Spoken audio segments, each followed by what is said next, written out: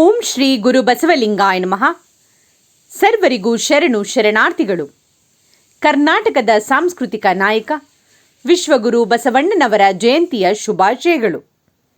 ಎತ್ತೆತ್ತ ನೋಡಿದಡೆ ಹತ್ತತ್ತ ಬಸವನೆಂಬ ಬಳ್ಳಿ, ಎತ್ತಿ ನೋಡಿದಡೆ ಲಿಂಗವೆಂಬ ಗೊಂಚಲು, ಒತ್ತಿ ಹಿಂಡಿದಡೆ ಭಕ್ತಿ ಎಂಬ ರಸವಯ್ಯ. ಹಾಯತ ಬಸವಣ್ಣನಿಂದ, ಸ್ವಾಯತ ಬಸವಣ್ಣನಿಂದ, ಸನ್ನಿಹಿತವು ಬಸವಣ್ಣನಿಂದ, ಗುರು ಬಸವಣ್ಣನಿಂದ, ಲಿಂಗ ಬಸವಣ್ಣನಿಂದ, ಜಂಗಮ ಬಸವಣ್ಣನಿಂದ, ಪಾದೋದಕ ಬಸವಣ್ಣನಿಂದ, ಪ್ರಸಾದ ಬಸವಣ್ಣನಿಂದ. ಅತ್ತ ಬಲ್ಲೆಡೆ ನೀವು ಕೇಳಿರೆ, ಇತ್ತ ಬಲ್ಲೆಡೆ ನೀವು ಕೇಳಿರೆ, ಬಸವ ಬಸವ ಬಸವ ಎಂದು ಮಜ್ಜನ ಕೆರೆಯದವನ ಭಕ್ತಿ ಶೂನ್ಯ ಕಾಣ ಕಲಿದೇವರ ದೇವ. ವೀರಗಣಾಚಾರಿ ಮಡಿವಾಳ ಮಾಚಿದೇವರ ವಚನವನ್ನು ಸ್ಮರಿಸುತ್ತಾ, ಇಂದು ಶರಣ ವಿಶ್ವವಚನ ಫೌಂಡೇಶನ್ ಮೈಸೂರು ವತಿಯಿಂದ ವಿಶ್ವಗುರು ಬಸವಣ್ಣನವರ ಬಸವ ಜಯಂತಿಯನ್ನ ನಮ್ಮ ರೈಲ್ವೆ ಬಡಾವಣೆಯಲ್ಲಿ ಶರಣು ಕುಟೀರದಲ್ಲಿ ಆಯೋಜಿಸಲಾಗಿದೆ. ಈ ಕಾರ್ಯಕ್ರಮದಲ್ಲಿ ಬಸವ ಧ್ವಜಾರೋಹಣ ಮಾಡಲು ಬಂದಿರುವಂತಹ ಶ್ರೀಯುತರು ಡಾಕ್ಟರ್ ಯಳವರವುಂಡಿ ಸಿದ್ದಪ್ಪ, ಅಧ್ಯಕ್ಷರು, ಜಿಲ್ಲಾ ಶರಣ ಸಾಹಿತ್ಯ ಪರಿಷತ್ತು ಮೈಸೂರು, ಹಾಗೂ ಇವರು ನಿವೃತ್ತ ಡೆಪ್ಯೂಟಿ ಕಮಿಷನರ್ ಕೂಡ. ಬಹಳ ಒಳ್ಳೆಯ ಕೆಲಸವನ್ನ ಮಾಡಿದ್ದಾರೆ ಸರ್ ಅವರು. ಹಾಗೆ ಶರಣ ಸಾಹಿತ್ಯ ಪರಿಷತ್ ಕೂಡ ಬಹಳಷ್ಟು ಕೆಲಸವನ್ನ ಮಾಡ್ತಾ ಬಂದಿದ್ದಾರೆ, ನಮಗೆಲ್ಲರಿಗೂ ಮಾರ್ಗದರ್ಶಕರಾಗಿದ್ದಾರೆ. ಇವತ್ತು ನಮ್ಮ ಈ ಕಾರ್ಯಕ್ರಮಕ್ಕೆ ಅವರು ಆಗಮಿಸಿದ್ದಾರೆ. ಅವರಿಗೆ ನಾನು ಗೌರವಪೂರ್ವಕವಾಗಿ ಸ್ವಾಗತವನ್ನ ಕೋರುತ್ತೇನೆ. ಈ ಕಾರ್ಯಕ್ರಮದ ಉದ್ಘಾಟನೆಯನ್ನು ಮಾಡಲು ಆಗಮಿಸಿರುವಂತಹ ಶ್ರೀಯುತ ಇನ್ಕಲ್ ಬಸವರಾಜು, ಅಧ್ಯಕ್ಷರು, ಬಸವ ಸಮಿತಿ ಹೆಬ್ಬಾಳು, ವಿಜಯನಗರ, ಮೈಸೂರು. ಇವರು ಬರೀ ಒಂದು ಕಾರ್ಯಕ್ಷೇತ್ರದಲ್ಲಿ ಇವರ ಕೆಲಸವಲ್ಲ, ವಿವಿಧ ಕ್ಷೇತ್ರದಲ್ಲಿ ಇವರ ಕೆಲಸವನ್ನ ನಾವು ಈಗಾಗಲೇ ನೋಡಿದ್ದೇವೆ. ಅಖಿಲ ಭಾರತ ವೀರಶೈವ ಮಹಾಸಭಾದ ಅಧ್ಯಕ್ಷರು ಕೂಡ ಆಗಿದ್ರು. ಇನ್ನು ಅನೇಕ ಬಸವ ಬಳಗ ಒಕ್ಕೂಟದಲ್ಲಿ ಬಹಳಷ್ಟು ಎಲ್ಲ ಕಡೆ ಸಂಘ ಸಂಸ್ಥೆಗಳಲ್ಲಿ ಅವರು ಒಂದು ಕಾರ್ಯವನ್ನ ನಿರ್ವಹಿಸಿ ಎಲ್ಲರಿಗೂ ಕೂಡ ಒಂದು ಸ್ಫೂರ್ತಿದಾಯಕವಾಗಿ ನಮ್ಗೆಲ್ಲರಿಗೂ ಮಾರ್ಗದರ್ಶಕವಾಗಿದ್ದಾರೆ. ಅವರ ಮಾರ್ಗದರ್ಶನ ನಮ್ಗೆಲ್ಲರಿಗೂ ಬೇಕು ಅಂತ ಹೇಳ್ತಾ ಈ ಕಾರ್ಯಕ್ರಮಕ್ಕೆ ಅವರು ಆಗಮಿಸಿದ್ದಾರೆ. ಅವರಿಗೆ ಹೃದಯಪೂರ್ವಕವಾಗಿ ನಾನು ಶರಣ ವಿಶ್ವವಚನ ಫೌಂಡೇಶನ್ ವತಿಯಿಂದ ಹಾಗೂ ವೈಯಕ್ತಿಕವಾಗಿ ಸ್ವಾಗತವನ್ನ ಕೋರುತ್ತಿದ್ದೇನೆ. ನಮ್ಮ ಮೈಸೂರಿನಲ್ಲಿ ವಚನ ಅಂತ ಹೇಳಿದಾಗ ನಮ್ಮ ಶೈಲ ಸಿದ್ದರಾಮಪ್ಪ ನೆನಪಿಗೆ ಬರ್ತಾರೆ. ಯಾಕಂದ್ರೆ ನಾವು ಸಾಕಷ್ಟು ನಮ್ಮ ಕಾರ್ಯಕ್ರಮದಲ್ಲಿ ಇವರ ಒಂದು ಗೀತೆಯನ್ನ ನಾವು ಅಳವಡಿಸ್ಕೊಂಡಿದ್ದೀವಿ. ಎಲ್ಲರೂ ನಮ್ಮನ್ನ ಫೋನ್ ಮಾಡಿ ಕೇಳ್ತಾರೆ, ಯಾರ್ದಿದು ಗಾಯನ, ಇಷ್ಟು ಚೆನ್ನಾಗಿ ಸೊಗಸಾಗಿ ಹಾಡಿದಾರಲ್ಲ, ಇಷ್ಟು ಸುಶ್ರಾವ್ಯವಾಗಿ ಇರುವಂತಹ ಕಂಠ ಯಾರ್ದು ಅಂತ. ಅದಕ್ಕೆ ನಾನು ಹೇಳ್ತೀನಿ, ಇವರು ಬೇರೆ ಯಾರು ಅಲ್ಲ, ನಮ್ಮ ಫೌಂಡೇಶನ್ ಆಜೀವ ಸದಸ್ಯರು ಕೂಡ, ಮತ್ತೆ ನಮ್ಮ ಮೈಸೂರಿನ ಆಕಾಶವಾಣಿಯ ಕಲಾವಿದರು ಕೂಡ. ಇವರು ಕೂಡ ನಮ್ಮ ಕಾರ್ಯಕ್ರಮಕ್ಕೆ ಬಂದು ಪ್ರಾರ್ಥನೆಯನ್ನ ನೆರವೇರಿಸಿಕೊಟ್ಟಿದ್ದಾರೆ. ಅವರಿಗೂ ಕೂಡ ನಾನು ಹೃದಯಪೂರ್ವಕವಾಗಿ ಸ್ವಾಗತವನ್ನ ಕೋರ್ತಾ ಇದ್ದೇನೆ. ನಮ್ಮ ಈ ಎಲ್ಲ ಕೆಲಸಗಳನ್ನ ಮಾಡಬೇಕಾದ್ರೆ ಒಂದೊಂದು ಜಿಲ್ಲೆಗೂ ಒಬ್ಬೊಬ್ರು ಅಧ್ಯಕ್ಷರು ಅಂತ ಬೇಕೇ ಬೇಕು.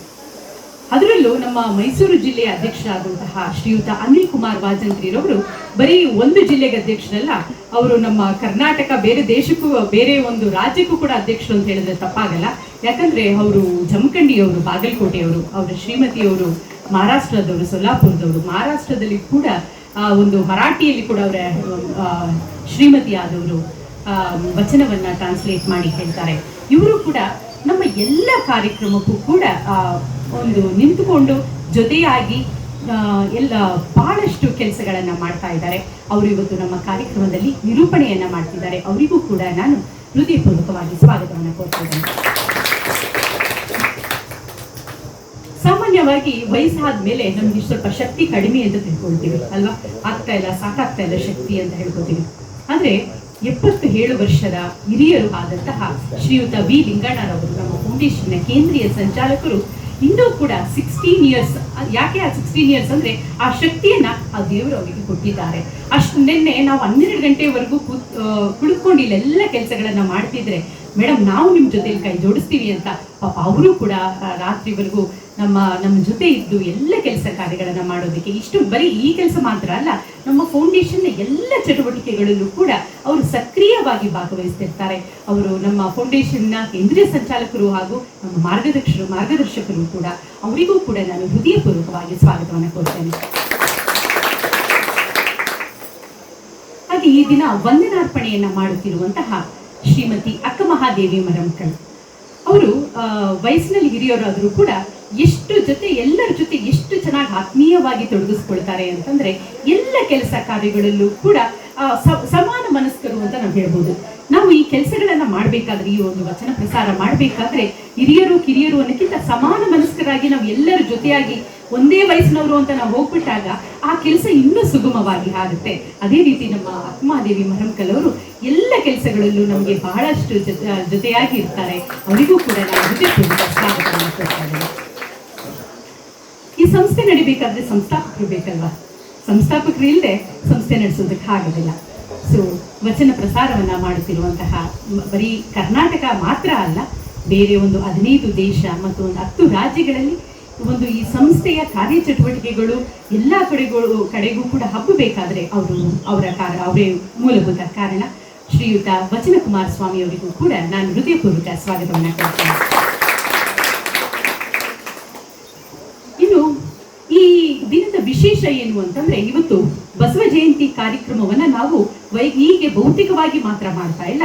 ವಿಶ್ವ ಬಸವ ಜಯಂತಿ ಅಂತ ಆನ್ಲೈನ್ ಮೂಲಕ ನಾವೇನ್ ಮಾಡ್ತಿದೀವಿ, ಕರ್ನಾಟಕ ರಾಜ್ಯದವರಾಗಿರ್ಬೋದು, ಬೇರೆ ರಾಜ್ಯದವರಾಗಿರ್ಬೋದು, ಅಥವಾ ಬೇರೆ ದೇಶದವರಾಗಿರ್ಬೋದು, ಯಾರು ನಮಗೆ ಬಸವೇಶ್ವರರ ಬಗ್ಗೆ ವಚನವನ್ನ ಕಳಿಸ್ಕೊಡ್ಬೋದು, ಅಥವಾ ಕವಿತಾ ವಾಚನವನ್ನ ಮಾಡಿ ಕಳಿಸ್ಕೊಡ್ಬೋದು, ಅಥವಾ ಅವರ ಬಗ್ಗೆ ಅನಿಸಿಕೆಯನ್ನ ವ್ಯಕ್ತಪಡಿಸಿ ಒಂದು ವಿಡಿಯೋವನ್ನ ಕಳಿಸ್ಕೊಟ್ಟಾಗ ಇದು ಈ ದಿನ ಪ್ರಸಾರವಾಗುತ್ತೆ.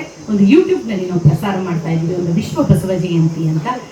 ಈ ಒಂದು ವಿಶ್ವ ಬಸವ ಜಯಂತಿಗೆ ಯಾರ್ಯಾರು ಭಾಗವಹಿಸ್ತಿದ್ದೀರೋ ಅವರಿಗೂ ಕೂಡ ನಾನು ಭಕ್ತಿಪೂರ್ವಕ ಸ್ವಾಗತವನ್ನು ಕೋರ್ತಾ ಇದ್ದೇನೆ.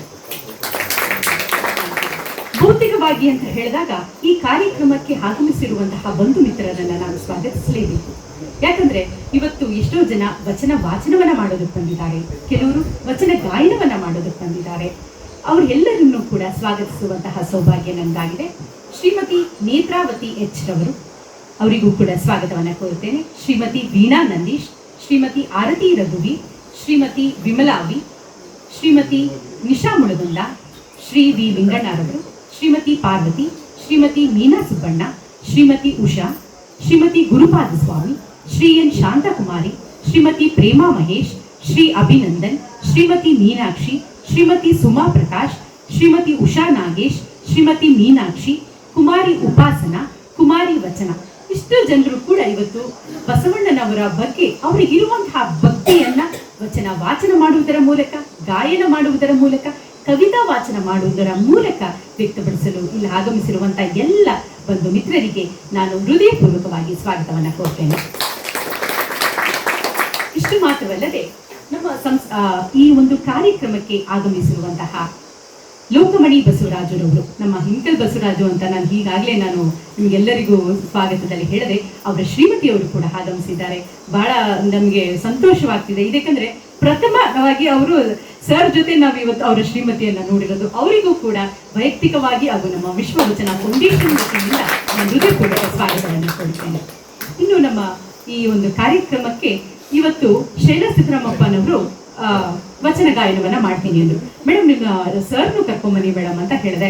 ಇಲ್ಲ ಸರ್ ಇರೋದಿಲ್ಲ, ಹೊರಗಡೆ ಎಲ್ಲ ಹೋಗ್ತಿದ್ದಾರೆ ಅಂತ ಅಂದ್ರು. ಆದ್ರೆ ನೋಡಿ ನಮ್ಮ ಬಸವಣ್ಣ ಅಲ್ಲಿ ಬಿಟ್ಟಿಲ್ಲ, ಬಸವಣ್ಣ ಇಲ್ಲಿಗೆ ಕರ್ಕೊಂಡು ಬಂದಿದ್ದಾನೆ. ಅಂದ್ರೆ ಬಸವಣ್ಣನ ಮೇಲಿರೋ ಭಕ್ತಿ ಅವರನ್ನು ಇಲ್ಲಿ ಕರ್ಕೊಂಡು ಬಂದಿದೆ. ಪ್ರೊಫೆಸರ್ ಸಿದ್ದರಾಮಪ್ಪನವರಿಗೂ ಕೂಡ ನಾನು ಹೃದಯಪೂರ್ವಕವಾಗಿ ಸ್ವಾಗತವನ್ನು ಕೋರ್ತಾ ಇದ್ದೇನೆ. ಇನ್ನು ದಂಪತಿಗಳಿಲ್ಲೊಬ್ರು ಚನ್ನಬಸಪ್ಪ ಮತ್ತು ಅವರ ಶ್ರೀಮತಿ ಚನ್ನಬಸಪ್ಪ ಅವರು ಬಂದಿದ್ದಾರೆ. ಅವರಿಗೂ ಕೂಡ ನಾನು ಸ್ವಾಗತವನ್ನು ಕೋರ್ತಾ ಇದ್ದೇನೆ. ಇನ್ನೊಬ್ರು ಶರಣ ದಂಪತಿಗಳು ಲೋಕೇಶ್ ಮತ್ತು ಶ್ರೀಮತಿ ಸುಮತಿರವರು ಕೂಡ ಈ ಕಾರ್ಯಕ್ರಮಕ್ಕೆ ಆಗಮಿಸಿದ್ದಾರೆ. ಅವರಿಗೂ ಕೂಡ ಹೃದಯಪೂರ್ವಕ ಸ್ವಾಗತವನ್ನು ಕೊಡ್ತಾ ಇದ್ದೇನೆ.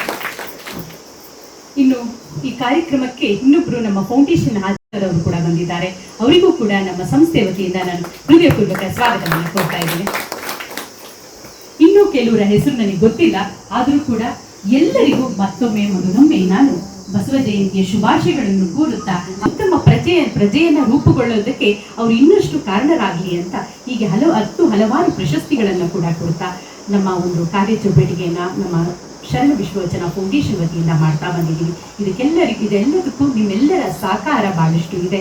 ಇವತ್ತೆಲ್ಲರೂ ನೀವು ಬಸವ ಜಯಂತಿ ಕಾರ್ಯಕ್ರಮಕ್ಕೆ ಬಂದಿರೋದು ನನಗೆ ಬಹಳ ಸಂತೋಷವಾಗ್ತಾ ಇದೆ. ನಾನು ಹೆಚ್ಚಾಗಿ ಮಾತನಾಡೋದಕ್ಕೆ ಹೋಗಲ್ಲ, ಯಾಕಂದ್ರೆ ಸಾಮಾನ್ಯವಾಗಿ ಪ್ರತಿ ಸಲ ಹೇಳ್ತಾನೆ ಇರ್ತೀವಿ ನಮ್ಮ ಪ್ರಾಸ್ತಾವಿಕರ ಮೇಲೆ ನಮ್ಮ ಎಲ್ಲ ಕಾರ್ಯಕ್ರಮಗಳು ಚಟುವಟಿಕೆಗಳನ್ನ. ಶರಣ ವಿಶ್ವವಚನ ಫೌಂಡೇಶನ್ ಅಂತ ಗೂಗಲಲ್ಲಿ ಟೈಪ್ ಮಾಡಿದ್ರೆ ನಿಮಗೆ ನಮ್ಮ ಫೌಂಡೇಶನ್ನ ಎಲ್ಲ ಚಟುವಟಿಕೆಗಳು ಗೊತ್ತಾಗುತ್ತೆ. ಯೂಟ್ಯೂಬ್ನಲ್ಲಿ ನೀವು ಒಂದ್ಸತಿ ಸಬ್ಸ್ಕ್ರೈಬ್ ಆದ್ರೆ ಪ್ರತಿ ಸಲ ಏನೇನು ಕೆಲಸಗಳು ಈ ಒಂದು ಸಂಸ್ಥೆಯ ವತಿಯಿಂದ ಮಾಡ್ತಾ ಇದ್ದೀವಿ ಅದೆಲ್ಲರಿಗೂ ನಿಮಗೆ ತಲುಪುತ್ತೆ ಅಂತ ಹೇಳ್ತಾ ಎಲ್ಲರಿಗೂ ಮತ್ತೊಮ್ಮೆ ಬಸವ ಜಯಂತಿಯ ಶುಭಾಶಯಗಳನ್ನು ಕೋರುತ್ತಾ ನಾನು ಒಂದೆರಡು ಮಾತುಗಳಿಗೆ ವಿರಾಮವನ್ನು ಹೇಳ್ತಿದ್ದೀನಿ. ಜೈ ಬಸವ.